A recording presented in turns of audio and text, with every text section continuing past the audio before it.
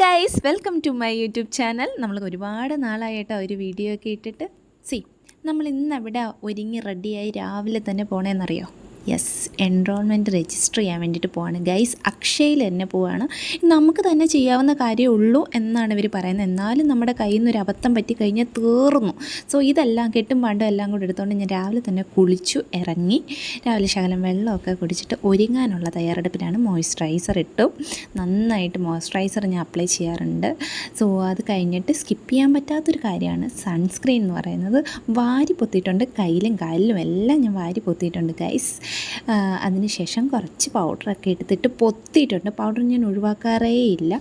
കൺമഷി ഞാൻ നന്നായിട്ട് എഴുതാറുണ്ട് കേട്ടോ. കള്ളിയങ്കാട്ട് നീലിയാവും ഗൈസ്. ഞാൻ നല്ല പോലെ ഞാൻ കൺമഷി എഴുതാറുണ്ട്. ശേഷം നല്ലപോലെ ലിപ്സ്റ്റിക്ക് വാരി പൊത്തി വെച്ചിട്ടുണ്ട് കേട്ടോ. നല്ല രസമില്ലേ കാണാൻ? അപ്പോൾ നല്ലൊരു പൊട്ടൊക്കെ ഇട്ട് കൊടുത്ത് റെഡി ആയിക്കൊണ്ടിരിക്കാൻ നേരത്ത് വന്നേക്കാണ് നമ്മുടെ കുട്ടിക്കുറുമ്പി സോഫി. അവൾക്കും കൂടെ കുറച്ച് ലിപ്സ്റ്റിക്കൊക്കെ ഇട്ട് കൊടുത്ത് നന്നായിട്ടൊന്ന് റെഡിയാക്കി ബ്ലഷൊക്കെ അടിച്ച് വിട്ടിട്ടുണ്ട്. ഹെയർ നമ്മൾ വളരെ സിമ്പിളായിട്ടാണ് കേട്ടോ കെട്ടിയത്. ശേഷം പെട്ടെന്ന് റെഡിയായി വെള്ളമൊക്കെ എടുത്തു. ഫയലൊക്കെ മറക്കാതെ നമ്മൾ ബാഗിലെടുത്ത് വെച്ച് റെഡിയായിട്ട് നമ്മൾ ഇറങ്ങി. ആദ്യത്തെ കടമ്പ എന്ന് പറയുന്നത് ഹോസ്റ്റലിൽ ഇതെല്ലാം എഴുതി സെറ്റ് ചെയ്യുന്നതാണ്. രണ്ടാമത്തെ സംഭവം എന്ന് പറയുന്നത് നമ്മുടെ മിസ്സിനെ കണ്ട് സിഗ്നേച്ചർ മേടിക്കേണ്ടതാണ്. അപ്പോൾ അതൊക്കെ നമ്മുടെ പിള്ളേർ നേരത്തെ ചെയ്ത് വെച്ചുകൊണ്ട് നമുക്ക് പെട്ടെന്ന് മൂന്നാമത്തെ കടമ്പയും കഴിഞ്ഞ് പെട്ടെന്ന് റോഡിൽ ഇറങ്ങാനായിട്ട് പറ്റിയിട്ടോ. അതിൻ്റെ ഒരു സന്തോഷം എല്ലാവരുടെ മുഖത്തുണ്ട്.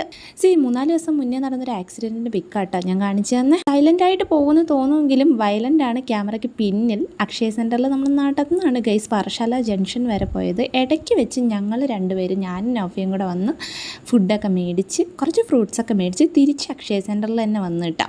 എന്നിട്ട് ഞങ്ങൾ അവിടെ നിന്ന് നേരെ ഒരു ബേക്കറിയിൽ കയറി ഷാർജയും പൈനാപ്പിൾ ജ്യൂസും ഒക്കെ കുടിച്ച് ഒന്ന് സെറ്റായതിന് ശേഷം തിരിച്ച് നടക്കാനുള്ള തത്രപ്പാടിലാണ് ഗൈസ്. നല്ലൊരു നടത്ത് തന്നെ നമ്മുടെ കോളേജിലോട്ട് നടക്കേണ്ടി വന്നു കേട്ടോ. ക്രിസ്മസ് സെലിബ്രേഷനൊക്കെ ഇപ്പോഴേ തുടങ്ങിയെന്നാണ് തോന്നണേ. കട നിറച്ച് സാധനങ്ങളാണ്.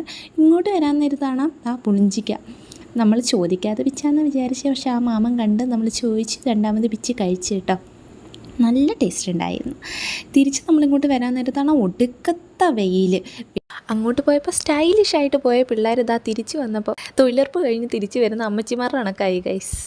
അങ്ങനെ കഠിനമായ വെയിലൊക്കെ മറികടന്ന് സിഗ്നേച്ചറൊക്കെ ചെയ്തതിന് ശേഷം ഹോസ്റ്റലിൽ തിരിച്ചെത്തി ഗൈസ്. വിശന്നിട്ട് കണ്ണ് കാണാൻ വയ്യ.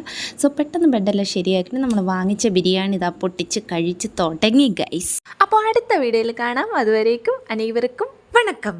ബൈ.